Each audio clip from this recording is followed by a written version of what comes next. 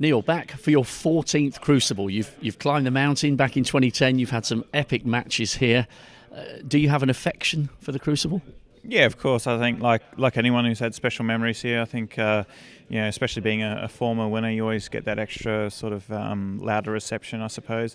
And I guess looking back, 2010, it's quite a while ago now. So I'd really love to have a good run and hopefully get to the group of players who have won it twice. In terms of your season, you won Hong Kong, but then how big was taking victory in the Scottish? Because obviously at that stage we knew you weren't going to be in the Masters, but it was a timely return to form and you were reminding everyone that you're still a world-class player.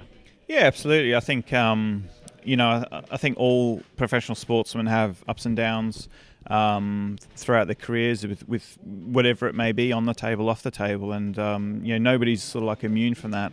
And I think the thing that was the most proud for me was that I was able to respond so quickly after the disappointment of not making the Masters. I think it was like 4 days out of the top 16. Then I was back in it again, but obviously the cutoff was after the UK Championship. So it was really good the way I sort of like came out and won Scotland in the style that I did as well. I played so well throughout the tournament, and obviously huge drama at the end of the match as well. And so I think watching the Masters wasn't easy, I must admit. It's the first time I hadn't been there for a long time, and but it was still great, sort of winning another big tournament, and winning two major titles, sort of coming into the World Championships is a good place to be. And one of the things that's good about you're always very honest about what's going on off the table and on the table. And do you think when you've come through some difficult times or some issues in your personal life, when you get back to a nice even keel in your personal life and you're playing well, are you a little bit tougher to beat than you were in the old days because you've been on a little bit of a journey and you've added a little bit of armour to the mental strength? Yeah, I think so. I think that definitely. I think this is the first World Championship I've probably been able to play in for about 3 years, where I've come here completely just focused on snooker and nothing else. Nothing else can sort of intervene in between sessions or anything like that. So, I'm here fully focused, and it's a great feeling to come here and just play snooker and try to win the tournament, So whatever happens, I couldn't be better prepared. Everything's going great. And it's all about sort of, you need that little bit of luck to win here. I think every player will admit that. But you also need to play really well. And, like I said, it's the first time in 2 or 3 years where I'm really prepared, for the major tests ahead. And we're looking forward to that match between you and Rob Milkins. I mean, one of his best moments here, I guess, was beating you. He was really emotional about that in the press conference afterwards. I know it was a few years ago.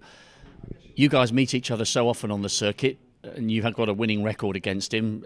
Would that occasion from 2013 be in your mind, or is it just one of those things and it's long forgotten about? No, not really. I think coming into the tournament was actually the pre-tournament favourite, and I think with Judd and Mark Selby, I think the three of us were all the favourites for the tournament, and I just won the China Open, and so I was like high on confidence. And but Rob at the time, I think he was like sort of provisionally 12 in the world or something. So even though he was outside the top 16, all the players knew he was at the time definitely like a top 16 player. So it was probably the toughest draw you could have got back then. And he came out and he had the the cider drinking song, and all the crowd were like clapping to the song and stuff. And it just like, he played the he played the underdog tag, beautifully. I thought, there's no pressure on him throughout the whole match, and that can be annoying sometimes as a top player if you're playing someone who's got nothing to lose and they're joking around with the crowd and stuff like that. And so I guess in a way that probably caught me off guard a little bit, but I'll be well prepared for anything that gets thrown at me